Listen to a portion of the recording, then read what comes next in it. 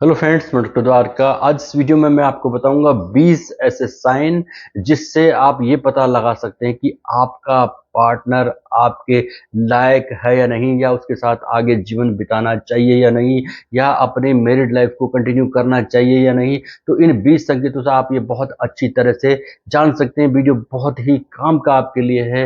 आप इसे पूरा देखें, अपने कमेंट बताएं और इसे आप शेयर करें, क्योंकि ये ऐसी समस्याएं हैं जिससे महिलाएं बहुत ज़्यादा प्रभावित होती हैं और वो परेशान होती हैं। वो सोचती हैं कि मुझे क्या करना चाहिए, क्या नहीं करना चाहिए।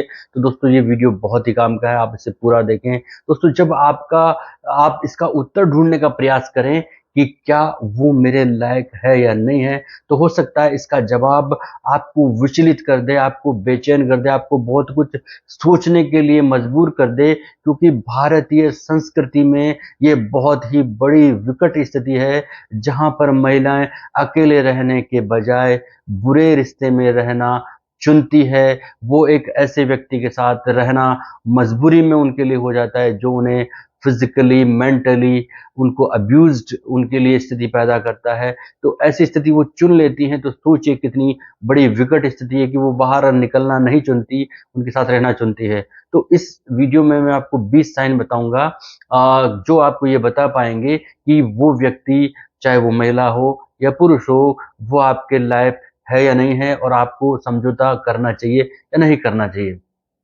तो 20 साइन। नंबर 1, जब आप सारे प्रयास करें लेकिन वो बहुत कम या बिल्कुल प्रयास न करें। एक स्वस्थ रिश्ते में सहमति, विश्वास और समर्पण होना बेहद ज़रूरी है। लेकिन यदि आप बहुत सारी असहमतियों के बाद भी हमेशा आप पार्टनर से माफ़ी मांगें, हर कार्य के लिए आप पहल करें, आप पूरा समय दें, लेकिन बदले में आपको कुछ ना मिले, तो सोचिए वह आपके लायक है या नहीं है। आपके अंतर्मन से पहला जवाब आएगा कि वो मेरे लायक नहीं है। जहाँ पर मुझे हर बार लगातार पहल करनी पड़ती है, माफ़ी मांगनी पड़ती है, इट मीन्स कि वो आपके लायक नहीं है। नंबर 2, जब आपका साथी पूरी तरह आत्मलीन हो, यानी वो कभी भी आपकी ज़रूरतों, आपकी भावनाओं का सम्मान न करे, विचार नहीं करे, तो ये एक बहुत बड़ा साइन है कि वो आपके लायक नहीं है। क्योंकि आपकी ज़रूरतें पूरी नहीं हो रही, आपको इमोशनल अटैचमेंट नहीं मिल रहा, तो फिर वो आपके साथ रहने के लायक कैसे हो सकता है। नंबर 3, जब वह अपने अनुरूप आपको बदलना चाहे, आपको बदलने के लिए मजबूर करे या फिर बदल दे, वो अपनी इच्छाएं, अपने जुनून, अपनी विचारधाराएं आप पर थोप दे, आपको महसूस ये होने लगे कि आप पहले ऐसे नहीं थे, अब ऐसे क्यों होते जा रहे हैं। आपको इस हद तक नहीं बदलना चाहिए था, लेकिन उस व्यक्ति ने आपको बदल दिया। यदि आप ऐसी स्थिति से गुजर रहे हैं तो ये समझ लीजिए कि वो आपके साथ रहने के लायक नहीं है। ऐसे रिश्ते को कंटिन्यू करने पर आगे आपको बहुत सारी समस्याओं का सामना करना पड़ सकता है। नंबर 4 पर बात करेंगे, जब वो आपका भरोसा तोड़ दे। ये एक बहुत बड़ा साइन है, जब वो आपका भरोसा तोड़ दे, यानी वो बार बार आपसे झूठ बोले, आपका विश्वास तोड़े, तो ये बिल्कुल क्लियर साइन है कि वो आपके साथ रहने के लायक नहीं है। नंबर 5 पर हम बात करेंगे, वो आपको महसूस कराए कि वो आपसे कहीं अधिक बेहतर है। एक स्वस्थ रिश्ते में दो लोग जब एक दूसरे को, अपने आप एक दूसरे से बेहतर होने की कोशिश करें, बातें करें, तो फिर वो अस्वस्थता की तरफ जाने लगता है। यानी एक साथी, यानी आपका साथी आपको नीचा दिखाने की कोशिश करे, दीनहीन दिखाने की कोशिश करे, तो आप कम से कम ये महसूस कर सकते हैं कि वो आपके लायक नहीं है और आपको अब इस रिश्ते में आगे क्या करना चाहिए। ये इस रिश्ते का एक ऐसा साइन है जो आपको अच्छे से समझ जाना चाहिए। नंबर 6 पर हम बात करेंगे, वो बेवफा हो। ये बहुत बड़ी बात है। आज ये चीज़ें बहुत ज़्यादा तेज़ी से बढ़ रही हैं। यदि वो आपको धोखा देता है, एक्स्ट्रा मैरिटल अफेयर करता है, तो ये बिल्कुल क्लियर साइन है कि वो आपको तरहीज़ नहीं दे रहा, आपको वेटेज नहीं दे रहा, वो आपके लायक नहीं है। नंबर 7 पर हम बात करेंगे, वो आपको अपने आप को जीवन में प्रायोरिटी पर न रखे, ऑप्शनल रखे।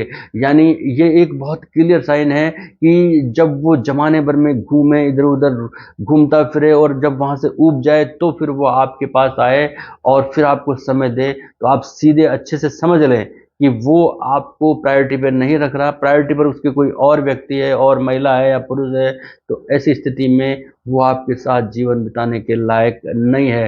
नंबर 8, यदि वो आपको हल्के में लें, यदि वो आपको हल्के में लें, आपकी सराहना बहुत कम करे या ना करे, आप अक्सर उसके लिए अच्छा करें, हमेशा उसके लिए अच्छा सोचें, अच्छा कार्य करें, और वो सराहना ना करे, वो सिर्फ अपेक्षा करे, और जब उसका काम बन जाए और वो आपकी उपेक्षा करने लगे, धन्यवाद न कहे, तो ये स्टडीज बताती है कि मनोवैज्ञानिक रूप से जब रिश्ते में ऐसी स्थितियां होती हैं तो ये असंतोषजनक रिश्ता कहलाता है, अपमानजनक रिश्ता कहलाता है, या अब्यूज्ड स्थिति कहलाती है, और ऐसी स्थिति जो है बाद में क्रिटिकल होती है, तलाक की नौबत आती है, यानी कि वो आपके लायक नहीं है। नंबर 9 पर, उसकी उपस्थिति आपको सेल्फ डाउट की स्थिति में ला दे, यानी वो आपसे ऐसी बात, और सेल्फ डाउट की स्थिति एक ऐसी मेंटल स्टेट है जिसमें आपका साथी आपके साथ लगातार गैसलाइटिंग करता है और आपको खुद पर ही डाउट करने पे मजबूर कर देता है, यानी वो आपकी योग्यताओं, आपकी क्षमताओं की आलोचना करता है, कमियां निकालता है,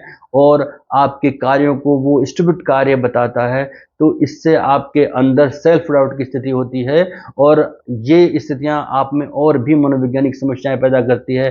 तो आप समझ लें कि जब आपके सही कार्यों को भी वो गलत बता रहा है, आलोचना कर रहा है, नीचा दिखा रहा है, तो फिर वो आपको सेल्फ डाउट की स्थिति में ला रहा है, गैसलाइटिंग कर रहा है, तो वो आपके लायक बिल्कुल नहीं है। नंबर 10, यदि वो आपके प्रति कमिटेड नहीं है, प्रतिबद्ध नहीं है, यानी वो अन्य महिलाओं के साथ रिश्ता जारी रखता है, वो आपको केवल साथ रखना चाहता है, जमाने के लिए, लोगों को बताने के लिए कि आप उसके साथ हैं, आप एक स्वस्थ जीवन जी रहे हैं, लेकिन वो अपना संबंध किस अन्य लोगों के साथ, अन्य महिलाओं के साथ रखता है, तो फिर आप अच्छे से समझ लीजिए कि आप उसके साथ सिर्फ टाइम पास हो रहा है, आपके लायक वो बिल्कुल भी आपके लायक नहीं है। आपको उस रिश्ते को डिसकंटिन्यू करने का विचार करना चाहिए।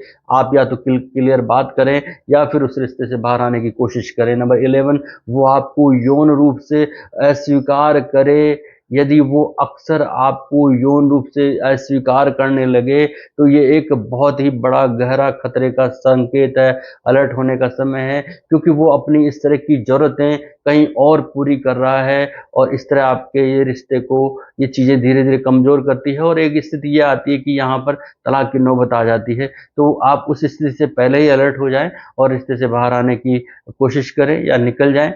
एंड नंबर 12 पर हम बात करेंगे, उसको आपके साथ समय बिताने के लिए आप उसको रोकें, अपने पास बुलाना चाहें, और आपको बहुत सारा प्रयास करना पड़े, उसको राजी करना पड़े, उसके मन्नतें करनी पड़े, उसके आगे गिड़गिड़ाना पड़े, तो आप जब रिश्ते में ये सब चीज़ें कर रही हैं, तो फिर वो आपके साथ रहने के बिल्कुल भी लायक नहीं है।